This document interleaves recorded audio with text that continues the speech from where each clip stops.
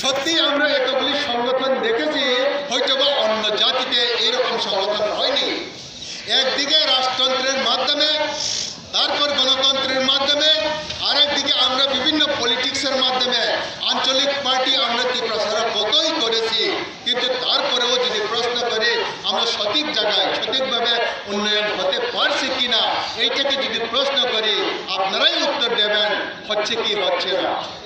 আপনারা চিন্তা করে দেখুন, তারপরে ইউজিএস থেকে আইএনপিটি হয়েছে, আইএনপিটি থেকে এনসিটি, এনএসপিটি, আরও অন্য কিছু, তারপরে 2009-এ আইপিএফটি ত্রিপলেন নিয়ে শুরু হয়েছিল, 2021-এ তীব্রমথা গ্রেটার ত্রিপলেন নিয়ে, এবং আরও অনেক কিছু হচ্ছিল। কিন্তু তারপরেও কি তীব্রসারা যেভাবে উন্নয়ন হওয়ার কথা, বর্তমান যুগ হচ্ছে আধুনিক যুগ, বর্তমান মাল্টিমিডিয়া নেট ইন্টারনেট .com-এর যুগ। এই মাল্টিমিডিয়ার যুগে আমরা যেভাবে উন্নয়ন হওয়ার কথা, যে দ্বারাই আমরা চিন্তা করেছিলাম, সেই 1945 থেকে আমাদের শিক্ষানোর আগে গণ্যমান্য ব্যক্তিরা, অভিভাবকরা যদি আমাদের ত্রিপ্রসাদের উন্নয়নের দ্বারাকে বহাল রাখার জন্য, নতুবা আমাদের উন্নয়ন করে একটা ভালো স্থানে নিয়ে যাওয়ার জন্য যদি চিন্তা করা হয়ে থাকে, তাহলে সত্যিই কি আমরা উন্নত হতে পেরেছি? এটাকে প্রশ্ন করলে আপনারা সবাই উত্তর দেবেন না, হয়নি। যেভাবে যতটুকু হওয়ার কথা এখনো হয়নি। উঙ্গা কাছে যারা থাকবো তেমনি ভাবে কারণ কাইসা না, কারণ একটাই, সেটা হচ্ছে যখন নাকি দশরথ বাবুরা আন্দোলন করেছিল আমাদের ত্রিপ্রসাদের উন্নয়নের জন্য, ওনারা গণমুক্তি পরিষদ অর্থাৎ জিএমপি, সেই জিএমপি ত্রিপ্রসাদের রাজনৈতিক সংগঠন, আঞ্চলিক পার্টি, সেই জিএমপি কার সাথে যোগ দিয়েছিল? বামফ্রন্টের সঙ্গে, সিপিআইএমের সঙ্গে। দিল্লিতে কি সরকার? কংগ্রেস সরকার, কংগ্রেসের প্রধানমন্ত্রী, কংগ্রেসের নির্বাচিত রাষ্ট্রপতি, কংগ্রেস চালাচ্ছে সারা ভারতবর্ষকে। এইদিকে দশরথ বাবু সিপিএম পার্টির সঙ্গে তাল মিলিয়ে জিএমপি হয়ে ওনারা ত্রিপ্রসাদের জন্য উন্নয়নের দ্বারা বিকাশ রাখবেন বলে চিন্তা করেছিল। কিন্তু সত্যিই কি ওনারা উন্নয়ন করতে পেরেছে? যদি বলি পারে নাই। কেন পারে নাই?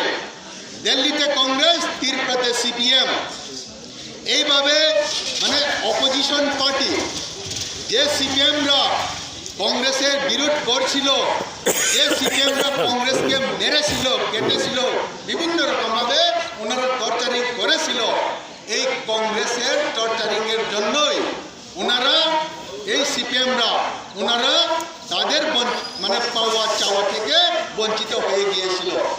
দিল্লি কংগ্রেসরা তারা তখন বলেছিল, তোমরা ইয়ে চাও, মানে ত্রিপ্রসাদের অনেক কিছু দাবি দেওয়া চাও, ত্রিপ্রসাদের উন্নয়নের বিকাশের জন্য আর্থিক সাহায্য বা বিভিন্ন রকম সুযোগ সুবিধা চাও, কিন্তু আমাদের কংগ্রেসদের তোমরা দাঁড়াও, তাহলে কিভাবে আমি তোমাদেরকে দেব?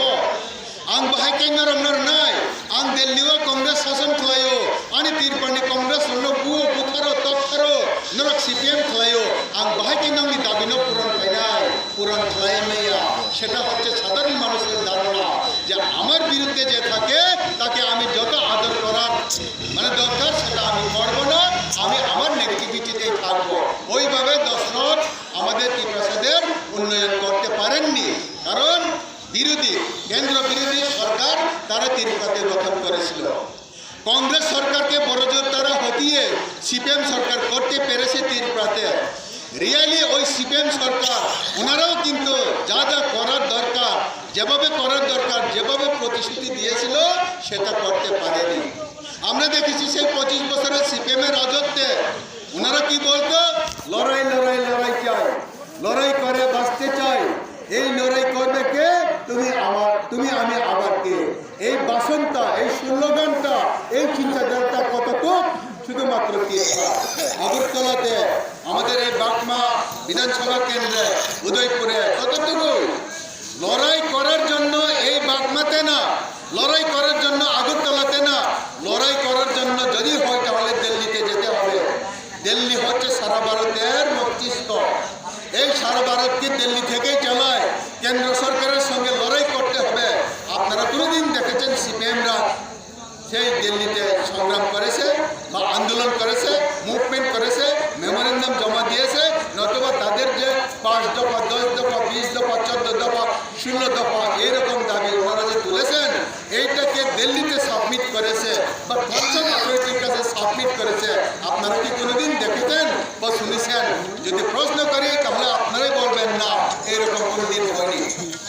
ওনাদের কর্মচারী সংগঠন ছিল।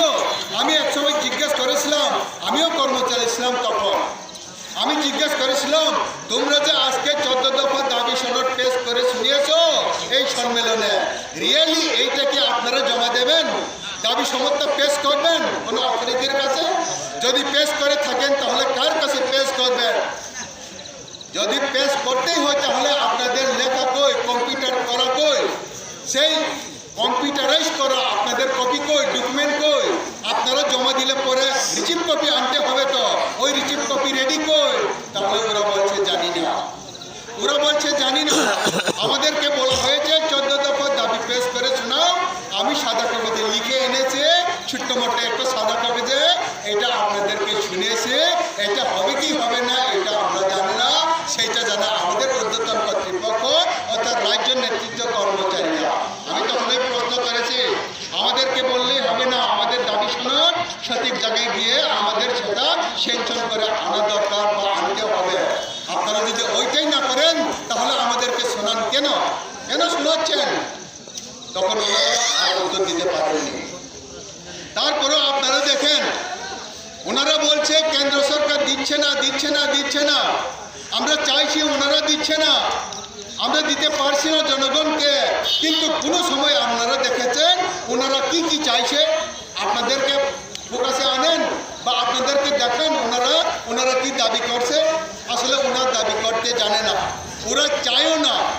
কেন্দ্র সরকার যথেষ্ট পরিমাণে সাহায্য করছে প্রত্যেক গভর্নমেন্টকে, অ্যাজ ওয়েল এজ ত্রিপুরাকেও দিচ্ছে ওনারা, কিন্তু সেটাও ওনারা দেন না পাবলিককে। কি করেন?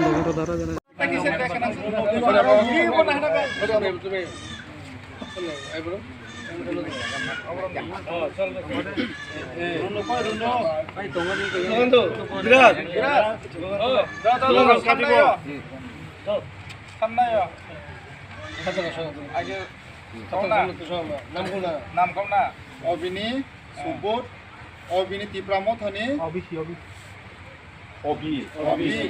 অবি তীব্রামথনি 6 বুটা, সুবোধ 5 বুটা তীব্রামথা, রাজীব 4 বুটা তীব্রামথা, রনু 2 বুটা তীব্রামথা, মেন্ট্রো 4 বুটা তীব্রামথা। টোটাল 21 বুটা। 21 বুটা 5 পরিবার, 5 পরিবারে 21 বুটা। স্লোগান বন্দে মাতরম, বন্দে মাতরম, বন্দে মাতরম। জিন্দাবাদ, জিন্দাবাদ, জিন্দাবাদ, জিন্দাবাদ, জিন্দাবাদ, জিন্দাবাদ, জিন্দাবাদ, জিন্দাবাদ, জিন্দাবাদ, জিন্দাবাদ, জিন্দাবাদ, জিন্দাবাদ, জিন্দাবাদ, জিন্দাবাদ, জিন্দাবাদ, শাদি জিন্দাবাদ, জিন্দাবাদ, জিন্দাবাদ, শাদি জিন্দাবাদ, জিন্দাবাদ, জিন্দাবাদ, শাদি জিন্দাবাদ, জিন্দাবাদ, জিন্দাবাদ। জেদার কার বিজেপি সরকার, জেদার কার বিজেপি সরকার, জেদার কার বিজেপি সরকার, জেদার কার বিজেপি